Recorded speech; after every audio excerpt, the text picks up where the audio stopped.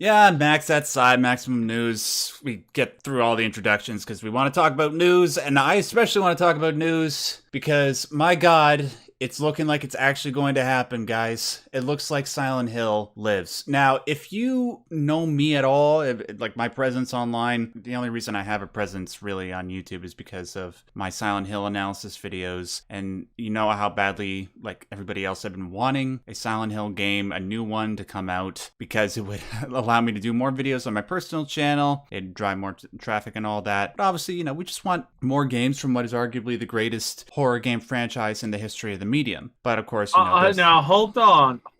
I gotta say, Doki Doki Okay, all Literary right, Club all right. is a close contender for that top spot. Which apparently is on sale on Steam, which you should go and get right now. But let's not. This is I was about to say no. This is a family audience, but we're talking about Silent Hill. What the heck am I talking about? No. But there were problems obviously because Konami owns the IP and they don't make games anymore. But what it's looking like they are doing is they're going to be partnering with other developers to make games based off of IPs that they own. And one of Yeah. those IPs is going to be Silent Hill. Yeah, so basically they're leasing out their IPs because they don't have the talent anymore. Nope. They do not have the talent to make these games. They don't have the leadership talent. They don't have the mid-range team lead talent, and they don't even have the grunts anymore that make all the objects that get in the game, that make the coding to open the doors, that make the coding to run the monsters and the characters. They don't have any of those people anymore. Yeah. I mean, they've got a handful of them, enough to put out their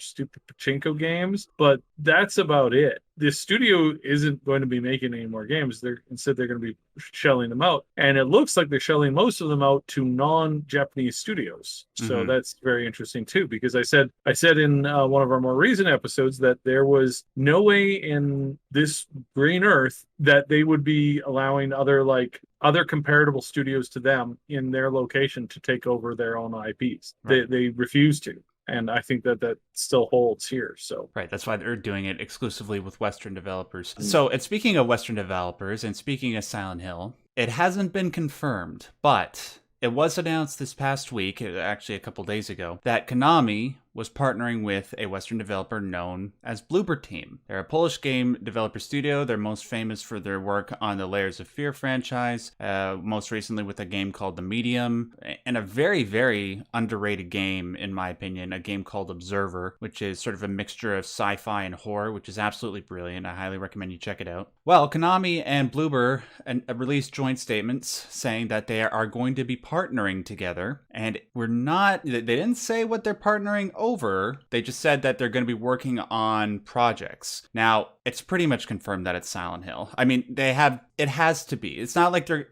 I made a joke on this video I released on my YouTube channel about the whole situation, saying it's not like they're going to take Contra and turn it into a walking simulator horror game, or, do a horror turn on Pro Evolution Soccer, where instead of playing soccer, you dive into the mind of a drug-addled pro athlete. It has to be Silent Hill, guys. Come on. Now, it's just a matter of them announcing it at this point. Yeah. We just have to wait. It's just a matter of time. So I had my personal thoughts of this, which I released on my video. You can go and check that out, and I'll go into it again in a second. But because I've already gone over it, I want to pass this over to Saib. Saib, is it pretty much confirmed that this is Silent Hill? And if so, what do you think about the whole situation? Well, I mean, you got to remember that they also did take Metal Gear and turned it into a zombie game. So right, but that was under Konami. Yeah. But yeah, I don't know. Like literally anything can happen, right? Mm-hmm. So I would hold my breath on this as far as like expecting something great, because again, we've had some like really amazing IPs. We had that amazing. I was actually going to say, Doki Doki is pretty good as a horror game, but the one that I think out of the past few years that really stands out to me was that Alien game, Isolation. Yeah, I think it was Isolation, where it's like you're on the ship and you're running around and you're trying to avoid the alien, and it's like that's a pretty decent game too. That is definitely up there as far as like top tier content goes and creative IPs. But then they went and took that and tried to port, like their next installment was a mobile game. Oh, really? So it's like yeah, it's like, again, I don't hold my breath on this stuff anymore because I mean, after all of the disappointments that we've had, it's just one after the other, after the other, after the other. And I can't always believe that we're going to get something actually good. Sure. You know? Yeah, there were people in my comment section saying that they weren't happy about Bloober possibly Mhm. working on a Silent Hill game. And I understand because even though I love Observer, I totally understand why people don't like the medium. I didn't like the medium. Mhm. The Layers of Fear games, while there are people that love those games to death, I'm like, whatever about those games. It's like PT, but for a couple hours. And then after that, you have no real incentive to go back and play them. But I still believe that because how clearly Silent Hill has influenced Bloober Team's game development, that the fact that they have the privilege of working on a Silent Hill game right now, that there's sort of an ethic going on over at those offices saying, okay, we cannot mess this up. That's me very, very optimistic, I know, but it's Silent Hill, guys. Or again, and you have to brace yourself. There is, I would say, a 50-50 chance that when this game comes out, it's a microtransaction riddled mess. So if okay, like, the second they do that, I'm not buying this game. yeah. So and again, I'm not saying that's for sure. I'm saying it's like a 50-50 chance because that company is addicted to the microtransactions now. And they may be demanding that you create a game that has the ability to, have a single person put like $40,000 into it, right? Like the average, you take any kind of game that's like, got tons of those microtransactions, especially those EA Sports games, some of those other ones, you line them up, the average player spends like $300-400 on it in comparison to the average gamer who plays a normal AAA single release purchase, that kind of thing. That normal person spends $80 on it. Mm-hmm. And in some cases, they'll spend another $80 on DLC and stuff like that. But that's it. Whereas like the average gamer coming into, FIFA right now, even a season behind, or, almost, the average player is spending anywhere between $200 and $500. Yep. Like that's an insane profit margin, and it drives some of this, just the worst kind of like, it's really terrible. It's really terrible, and it ruins IPs. I agree. And obviously we're dealing with Konami here, but I can't help but wonder how they would be able to pull something off like that with a game like Silent Hill. Because Silent Hill, the way that it's structured is quintessentially a single player game. It's not that long of a game. There's not like really a whole lot that you can do with DLC where you can bring in microtransactions, because it's not like the type of game you play. You haven't played very many microtransaction games. There's an infinite number of ways you can screw over the player. Oh sure, like, but I'm just trying to think. How would you open this door? Well, that'll take you 15 minutes. But the boss is coming and he's going to get you in 8 minutes. Would you like to speed up your lockpicking time by buying the Crystal Dream Shards? God, Crystal Dream Shards are a resource that you can gather at a rate of 1 per day. But it costs you $25 to open the door, but you can buy them at $5 each. Right, but here's the thing. Fine, I agree, but I just think that if they were to do that with a game like Silent Hill and with the pre-existing fans that want that game, I think they would be making a huge mistake by trying to appeal to that kind of market with the Silent Hill IP. By trying to make a game quintessentially what it isn't, it's going to push away the people that were going to buy that game in the first place. And then they'd probably just be left with, I don't know, making back like 50% of their money if they were to do that. I can't envision a way where they would be that stupid, because even though Konami, they are money grubbing pieces of crap, I don't think they're entirely dumb in regards to stuff like that and being knowledgeable of who their market is. They are in some respects, but not in this. In the universe of EA, you can never assume that somebody can be too dumb. Like, I mean, it's not just EA, it's literally everything going on right now. It's literally people can't do basic math online. It's like, what's 500 million divided by 300 million? Oh gee, I wonder. Might not be the thing that you're thinking of, but then again, I don't know, happens all the time. Literally happens all the time. Yeah. Well, I choose to remain optimistic because this is the closest that we've ever come in the last several years to something Silent Hill related, and I don't want to live in a world where we're going to have another bad Silent Hill game. So I'm just going to cheer for the Bloober team. I hope they do well, and I hope that this is a scenario where, even though we do live in an EA-type world, I hope it's going to turn out like a game that's a lot like Jedi Fallen Order or It Takes Two, rather than a game like Battlefront 2. But we'll see. When it officially gets announced, we'll talk more about it. Okay, with that out of the way, let's move on to item number 2, Cyberpunk. Hey, Cyber, remember when Cyberpunk 2077 was supposed to scratch our collective open world RPG itch for the next little while? Don't remind me. I'm well, sad. Still, so we were one of the biggest channels pushing this game, talking about this game, and doing all kinds of stuff with this game. We were one of the biggest ones, but I was also one of the biggest critics of the game. I was criticizing a lot of choices that they were making early on. I criticized the move from having it be a third and first person game to being a strictly first person game. I criticized that heavily to the point where I was warned, like, hey, stop talking about this. We get it. You're unhappy about it, but shut up.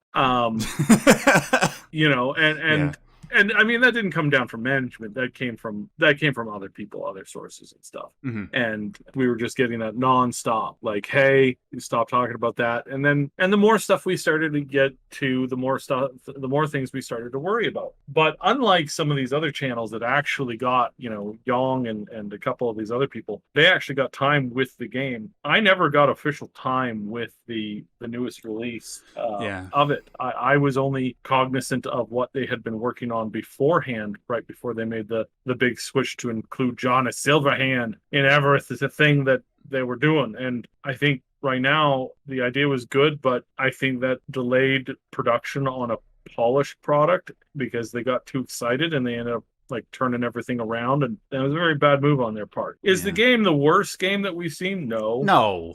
Could you get your money back like early on? Yes. If you couldn't refund it via PlayStation or Xbox or your local dealer, there was a website that they had set up that you could go and return it, and you could get all of your money back instantly. And I've got to give them some credence there, because that was not something that happened with Battlefront. Yeah. 1 or 2. Well, the new ones, right? That wasn't something that happened with the last Battlefield game that just bombed horribly, where the guy was like, oh, if you don't like it, don't buy it. That didn't happen ever with an Activision product, ever. Remember Diablo, when Diablo came out again, and you got the what was the it, error, the 337 error, the ones, was it 1337? I can't remember. It was one of them. Delete.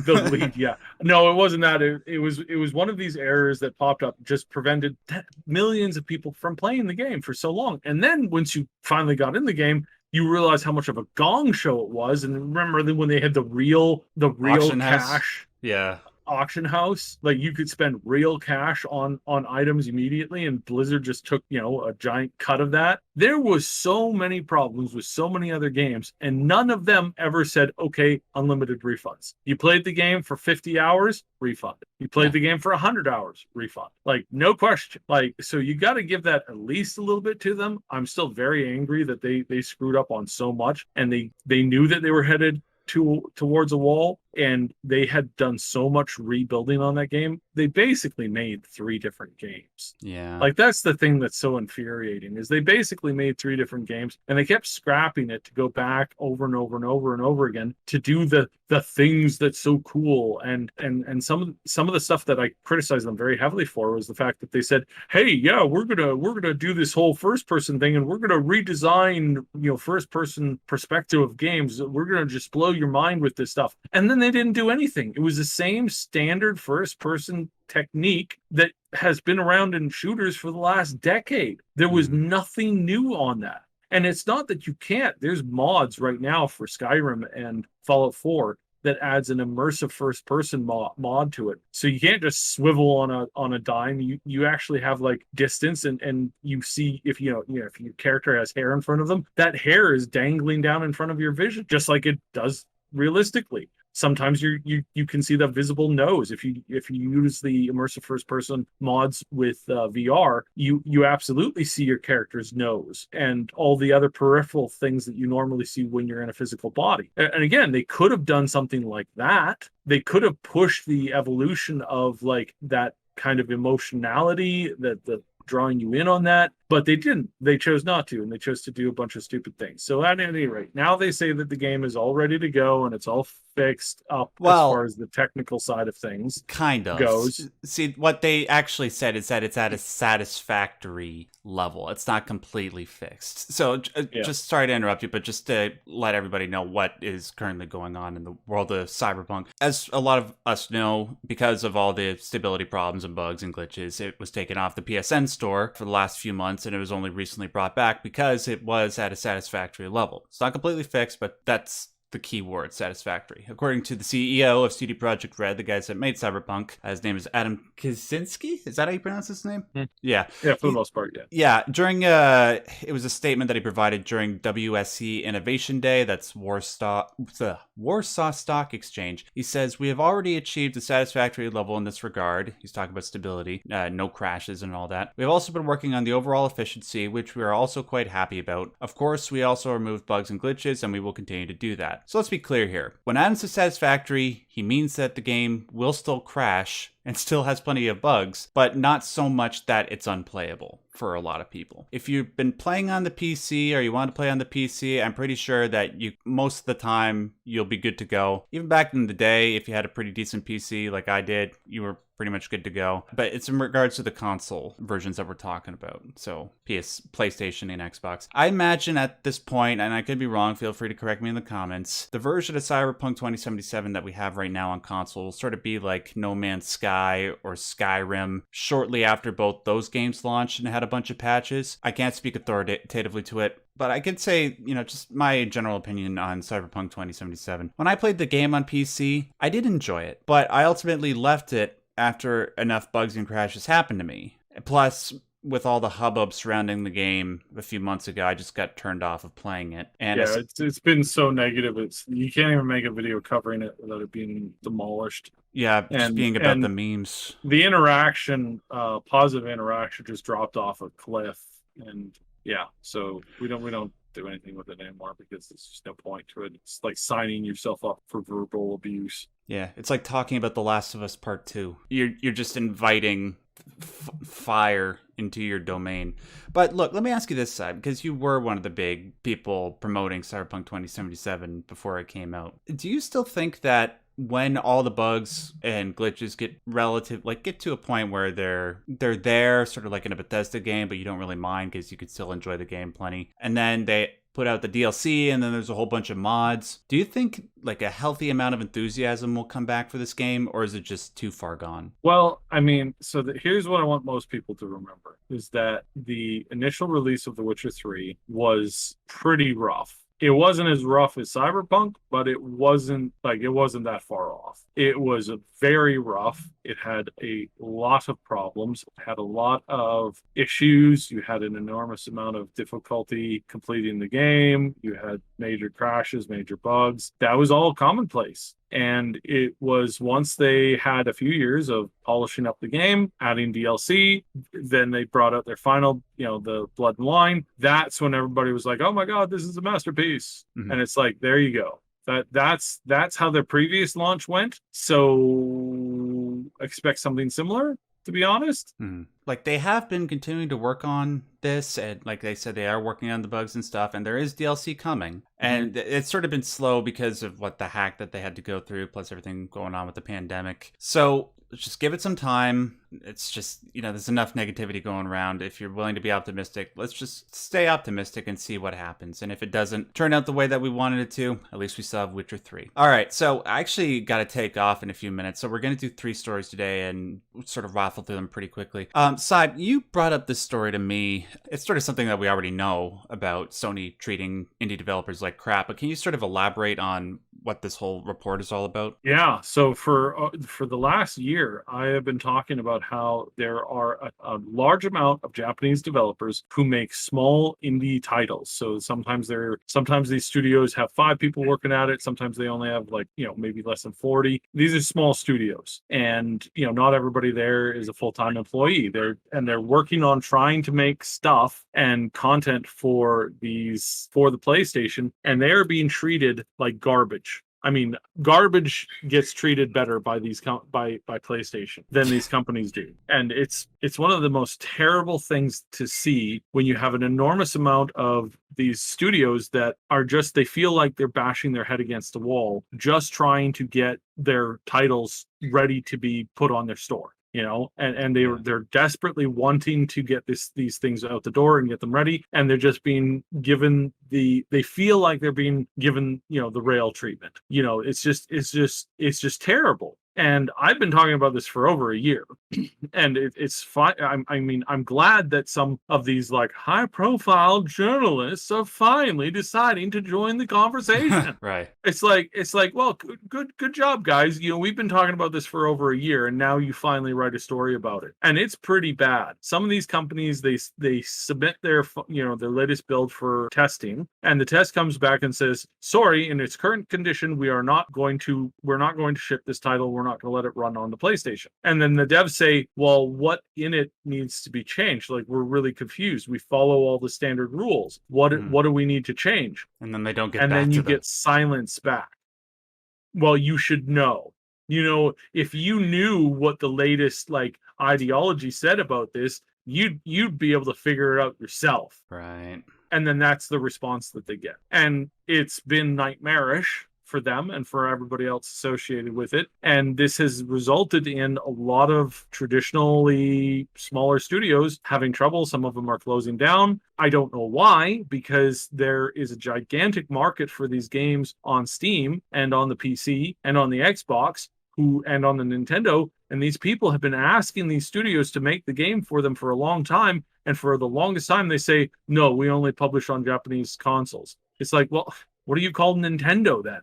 Like, and so that part of the problem is some of these developers, because some of these developers have actively refused, despite offers, have refused to publish on anything other than PlayStation, because I believe they think, or they thought, or they had believed at some point that they had to be loyal to PlayStation, and if they weren't, then their community of gamers would just leave them. Mm-hmm. So I don't know why they think that. It's dumb, it's stupid, it's extremely hurtful to a lot of community members, because they're being told, no, we don't want your business. You are not who we serve, period. It's like showing up at a restaurant, the waiter looks at you and says, I'm sorry, we don't serve your kind here. Like that is the equivalent of it. And I find this very insulting. But again, that's not all of the devs, that's just some of them. So let's be clear about that. It's not all, it's only some. Now, some of the devs have been moving over to Nintendo, over to Steam, and over to especially Microsoft. And they've been starting to fill up there. And we've seen a couple games teased by Microsoft over the next few years. One of the biggest, most anticipated titles, easily one of the most anticipated titles, is coming out very soon here. And it is a very difficult name to pronounce. So I'm trying to make sure that I pull this up so I can actually say this without screwing it up. So it's difficult for me. It's not difficult for everybody else. Eiuden. It's Eiyouden.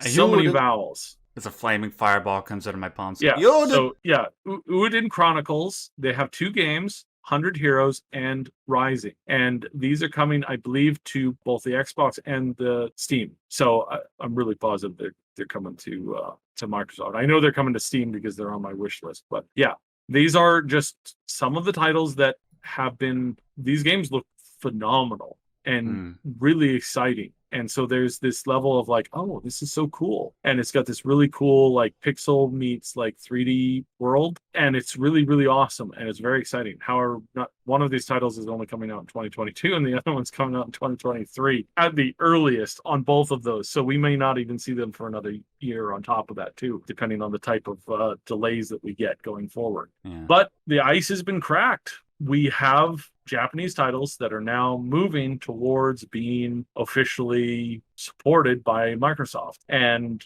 we will probably see more of this because Microsoft is really doubling down on wanting to make good inroads with the Japanese core game developers. So we'll see. And we'll see how it goes. And we'll fingers crossed that it'll be good.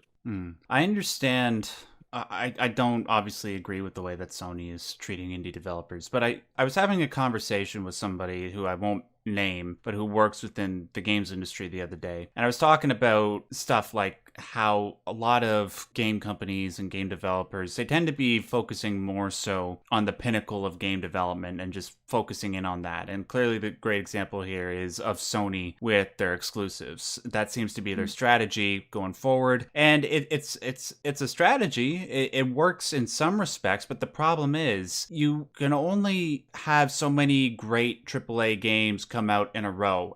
When the time comes where like a whole bunch of games come out that are supposed to be AAA games that are poorly developed, people don't buy them, you can ruin your entire strategy within just the release of a couple, 2 or 3 games. And that's what I feel like is going to happen with Sony unless they're careful. But one thing that will continuously remain true no matter what is if you embrace the indie community, then you can be certain that there will be enough ingenuity and innovation within that realm that out of it will come games and ideas that will support your business model for much, much longer. You might not make as much money in the short term, but it's a gradual process and you'll be glad that you did it in the present. And I'm really, really glad that Microsoft is embracing that. I think it's going to work in their favor for the coming generation. I firmly believe what with Xbox Game Pass and it's relatively I always worry about the corporation side of things. The corruption that develops in the heart of corporations, the arrogant stupidity that festers there too. Steve Jobs said that when you have creative people running a company, you always have creative things and you always have progress there. When you have people who are dedicated to customer service running things, there's a dedication there to customer service. But when you have salespeople running companies, all the company believes and runs and everything that's created is just this singular concept of profit. Yep. And unfortunately, we've seen this with companies, and Steve Jobs used the example of this big printing company that made printers for offices and fax machines. And that's all they made. And they intentionally made it so that technology did not evolve in this field. Because why make things evolve when they already own the market? Why spend stuff on money in R&D when you don't have to do that? And that's the biggest thing that Sony risks, is getting to the point where it's all about the money, it's all about the big flashy things, and then as soon as that stuff doesn't work for a single year and you go red, your company gets torn apart by every piranha there is that you never even knew existed. That's what happens when you're surrounded by a million fish. You're surrounded by a lot of piranhas that you don't realize are piranhas. Yeah. And when you suddenly go, oh dear, I'm bleeding. Oh, we didn't make our quarter projections. We're $1 billion short. Oh no, what do we do? That by the time you figure out what to do, most of the time those piranhas have torn you to shreds, and you're a little like floating skull at that point. It's a really morbid way of looking at it. Yeah, well, it's an accurate one though. And guys, remember where Sony and PlayStation were at the beginning of the last generation with the PlayStation 4. They were in place to succeed for the next 2 or 3 generations because Xbox was done with the decisions they were making. But look at where things are 8 years later, and look at how things are going on right now with their indie devs. Sony is increasingly getting a worse and worse reputation in the games industry, while Xbox continues to make a lot of great decisions, buying up great developers, embracing the indie community, Xbox Game Pass. And if Sony doesn't